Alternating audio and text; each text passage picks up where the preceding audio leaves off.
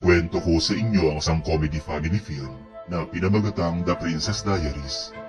Now sit back and enjoy the movie. Si Mia Thermopolis ay isang mahiyaing 15 taong gulang na batang babae na nakatira kasama ang pintor niyang ina sa isang renovated firehouse sa San Francisco.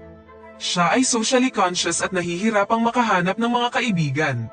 Dahil dito, hindi siya masyadong sikat sa paaralan at madalas na binubuli ng isang cheerleader na si Lana Thomas. Best friend ni Mia ang isang batang babae na nagngangalang Lily Moskowitz na may parehong pag-uugali at personalidad katulad sa kanya. May gusto si Mia sa isa sa mga sikat na lalaki na si Josh Bryan na kasalukuyan namang kasintahan ni Lana. Nakita niyang naghahalikan ang dalawa at inimagine niya ang sarili sa lugar ni Lana. Noong araw na yun, kalaban ni Mia si Josh sa isang debate competition. Ang confident na si Josh ay nagpasaya sa lahat sa kanyang matapang na opinyon, ngunit nang turn na ni Mia, hindi niya mapigilang mautal dahilan para pagtawanan siya ng buong klase. Sa pagkapahiya, tumakbo siya palayo habang pinagtatawanan ng mga kaklase. Pagkatapos ng klase, sinabi ng kanyang ina na ang kanyang lola sa father's side ay dumating sa San Francisco mula sa Genovia at nais siya nitong makita. Naguguluhan si Mia kung bakit gusto niyang makipagkita, gayong hindi naman siya nag-abalang makipag-ugnayan sa kanila hanggang sa araw na ito. Kinabukasan pagkatapos ng klase, pumunta siya sa address at napunta sa harap ng isang napakalaking mansyon. Tinanggap siya ng isang butler na dinala siya sa kanyang lola na si Clarice Rinaldi. Pagkatapos ay ipinaalam kay Mia na reyna ng Genovia ang kanyang lola, isang maliit na kaharian sa Europa. Ang dahilan kung bakit gusto niyang makita si Mia ay upang ipaalam na ang kanyang ama ay ang Crown Prince ng Genovia at dahil sa kamakailan niyang pagkamatay, si Mia na ngayon ang next in line sa trono ng Genovian. Noong una, iniisip ni Mia na nagbibiro lang ang matandang babae ngunit kalaunan ay nabigla nang malamang isa talaga siyang prinsesa na responsable sa isang buong kaharian. Sinabi ng reyna na kailangan niyang lumipat sa Genovia at maging isang ganap na ibang tao kaysa sa ngayon. Sa labis na pagkagulat sa lahat ng impormasyon, tumanggi si Mia na maging isang prinsesa at tumakbo palayo. Nang makauwi sa bahay, galit na galit siya sa kanyang ina sa pagtago sa katotohanang sila ay mga maharlika. Lumalabas na pagkatapos mag-divorce ng mga magulang ni Mia, pumayag silang tumira muna si Mia sa kanyang ina upang magkaroon siya ng isang normal na childhood. Plano sana nilang sabihin sa kanya kapag tumuntong na siya ng 18 taong gulang, ngunit ngayong patay na ang kanyang ama, kailangan niyang tanggapin ang responsibilidad. Kinabukasan, siya, ang kanyang ina at ang reyna ay nag-uusap tungkol sa bagay na ito. Gusto ng reyna na ipakilala siya bilang isang prinsesa sa mundo, ngunit bago ito mangyari, nais niyang sanayin si Mia kung paano kumilos bilang isang prinsesa. Mahigpit na tumutol si Mia sa ideyang ito, ngunit hinikayat siya ng kanyang ina na dumalo sa klase at magpasya kung gusto niyang maging isang maharlika. Hanggang sa ball, kailangan itong itago ni Mia bilang isang sikreto. Pagkatapos, pinaalis na ng reyna si Mia kasama ang head of security na si Joe, na itinalaga upang tiyakin ang kanyang kaligtasan hanggang sa maideklara siyang prinsesa ng Genovia. Niregaluhan din si Mia ng limo para sa kanyang pang-araw-araw na transportasyon papunta sa paaralan. Sinundo niya si Lily sa daan, na natulala sa ganda ng kanyang bagong sasakyan. Pagkatapos ng klase, pumunta si Mia sa isang car shop at nalaman na ang kanyang lumang sasakyan ay nagkakahalaga ng €400 para maayos. Ang kapatid ni Lily na si Michael na nagtatrabaho sa shop ay matagal nang may gusto kay Mia ngunit halos hindi siya nito pinapansin. Pagkatapos nito, pumunta si Mia sa mansyon para sa kanyang unang lesson bilang prinsesa. Pinuna ng reyna ang kanyang itsura at sinabi sa kanyang assistant ang lahat ng kailangang baguhin sa kanyang apo. Tinuruan niya din si Mia tungkol sa good posture at hygiene na dapat taglayin ng isang prinsesa. Kasunod ng araw na yun, nalaman ni Mia ang tungkol sa lahat ng royal etiquette mula sa pagsayaw hanggang sa pagpresenta ng sarili. Araw-araw pagkatapos ng klase, pumupunta siya sa mansyon para sa mga lesson. Dahil dito, siya at si Lily ay halos hindi na nagkakasama. Isang araw, inimbitahan ng reyna ang isang Italian stylist na si Paolo para gumawa ng makeover kay Mia. Pinuri niya si Mia para sa natural niyang kagandahan, bagamat iba ang sinasabi ng kanyang ekspresyon. Si Paolo at ang kanyang mga assistant ay binunot ang kanyang kilay, inayos ang kanyang buhok, at binigyan siya ng facial at manicure para mas maging maganda siya. Binasag niya din ang salamin ni Mia at pinasuot na lang siya ng contact lens. Sa pagtatapos nito, tila ibang-ibang tao na si Mia. Na-impress ang Reyna sa bagong itsura ng kanyang apo, ngunit mahigpit niyang sinabihan si Paolo at ang kanyang mga assistant na isikreto ang makeover. Kinabukasan, umalis na sina Mia at Joe para sunduin si Lily para sa klase. Nakita ni Michael ang bagong itsura ni Mia at natulala sa kanyang kagandahan. Gayunpaman, hindi masyadong masaya si Lily tungkol sa makeover dahil sa tingin niya ay nagiging kagaya na ang kanyang kaibigan sa mga buling babae sa paaralan. Pinasuot niya si Mia ng isang pangit na sombrero upang itago ang kanyang bagong buhok. Nagkaroon ng matinding pagtatalo ang dalawa dahil sa tingin niya ay iiwan siya ni Mia sa isa sa mga araw na ito. Dahil hindi na niya kayang i-handle ang pagtatampo ng kaibigan, sinabi na ni Mia ang katotohanan kay Lily. Labis na nagulat si Lily sa revelasyon, ngunit pumayag siyang ilihim ito nang ipaliwanag sa kanya ni Mia na para ito sa kanyang kaligtasan. Habang nasa klase, binuli nila na si Mia na tanggalin ang kanyang sombrero, at nagulat ang lahat nang makita ang kanyang napakagandang buhok. Kinabukasan, hiniling ni Michael kay Mia na pumunta siya sa music convention kung saan siya magtatanghal.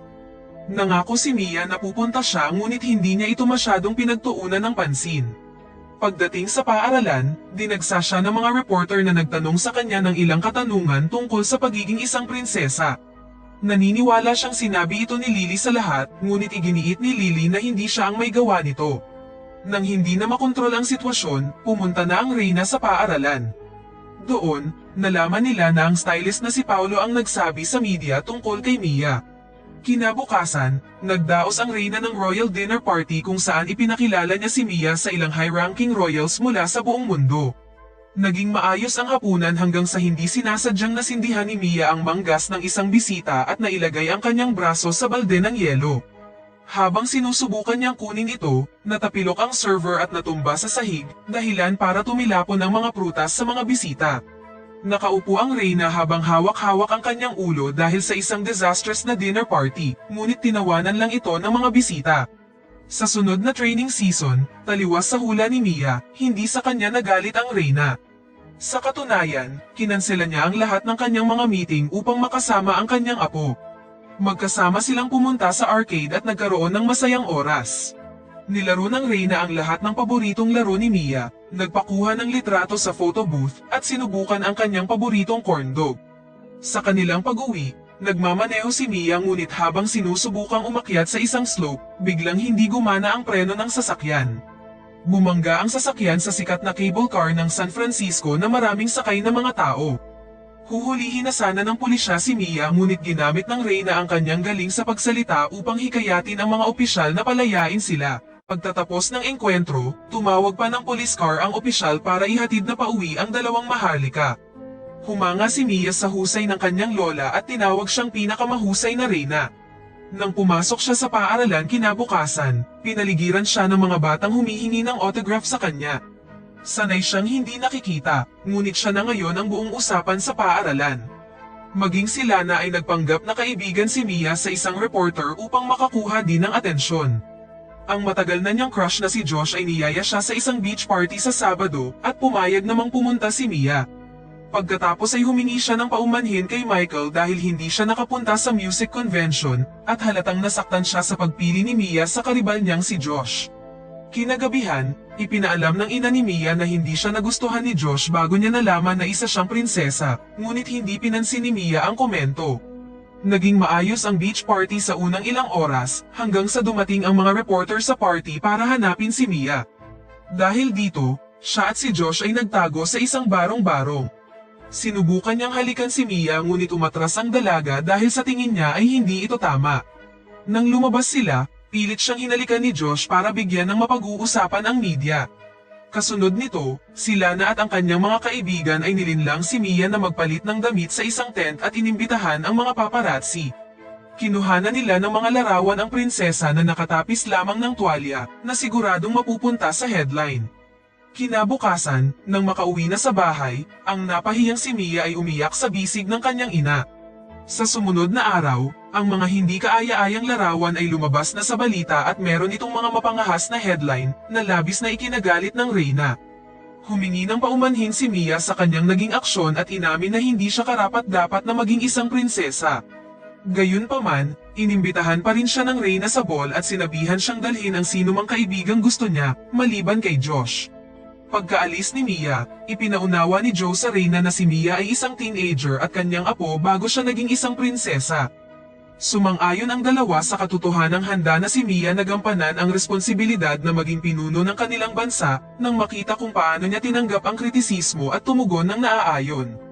Sa paaralan, humingi ng paumanhin si Mia kay Lily dahil wala siya sa sarili nitong mga nakaraang araw at sa hindi niya pagsipot sa talk show ng kaibigan. Pagkatapos ay nagkasundo na ang dalawa at nagpas siyang magkasamang pumunta sa paparating na ball. Habang nasa gym class, sinimulan na naman ni Josh na pagtawanan si Mia. Ipinatama niya ang bola sa itlog ni Josh at nanalo sa baseball match laban sa kanya upang turuan siya ng leksyon. Nang dumating ang gabi, pumunta si Michael sa bahay ni Mia upang ihatid ang kanyang sasakyan mula sa car shop. Humingi ng paumanhin si Mia sa hindi niya pagpunta sa kanyang show at inanyayahan siyang maging kadate niya sa ball. Gayunpaman, ang nasaktang si Michael ay tumangging patawarin siya at iginiit na mas pogi si Josh sa isang tuxedo. Sa sumunod na eksena, magkasama si Mia at kanyang nerd na kaibigan sa tanghalian nang pinagtawanan na naman ni Lana at ng kanyang grupo ang dalawa. Nang mapuno na si Mia sa mga bully, pinahiran niya ng ice cream ang damit ni Lana na nagpahiya sa kanya sa harap ng lahat.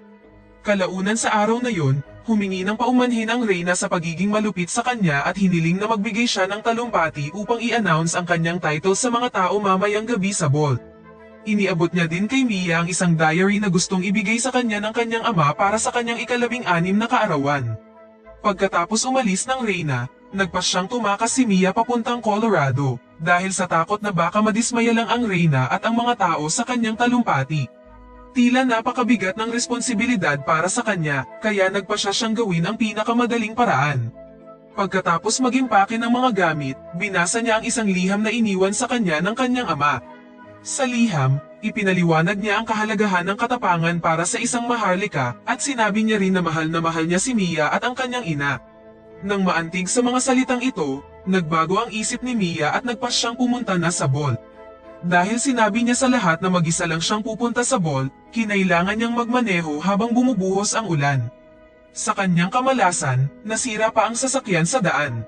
Sa ibang lugar, nakatanggap si Michael ng isang pizza na may nakasulat na sorry sa loob. Matapos ma-realize na gumagawa ng effort si Mia upang makipagkasundo sa kanya, nagpa siya na siyang pumunta sa ball. Nang malapit nang sumuko si Mia, dumating si Joe sa limo at sinundo siya. Nang lumipas ang isang oras at wala pa rin si Mia, sinimulan na ng Reyna ang talumpati. Sa gitna nito, nakita niyang basang-basa si Mia mula ulo hanggang paa na handa nang magsalita, kaya umalis siya sa stage para sa kanya. Noong una, nauutal si Mia gaya ng karaniwan niyang ginagawa kapag nagsasalita sa publiko, ngunit naalala niya ang mga salita ng kanyang ama at nagbigay ng isang nakakaantig na speech sa mga nakikinig. Sa pagtatapos ng talumpati, inanunsyo niya ang kanyang sarili bilang prinsesa ng Genovia at nagpalakpakan ang lahat ng dumalo. Ilang sandali pa, kinoronahan na siya bilang prinsesa. Pagkatapos ay nagpalit siya sa isang napakagandang dress at sumayaw kasama si Michael. In-excuse ng dalawa ang kanilang sarili at pumunta sa hardin. Ipinahayag ni Michael ang kanyang nararamdaman para kay Mia at sa huli ay naghalikan ang dalawa. Sa sumunod na eksena, makikita natin si Mia na nakasakay ng eroplano papuntang Genovia upang opisyal na gampanan ang tungkulin sa pagiging isang maharlika. Kasama rin ang kanyang ina sa paglipat sa Genovia at bumisita rin sina Michael at Lily para magbakasyon. Sa katapusan, ipinakita sa atin ang napakalaking palasyo ng mga royal ng Genovia at dito na nagtatapos ang pelikula.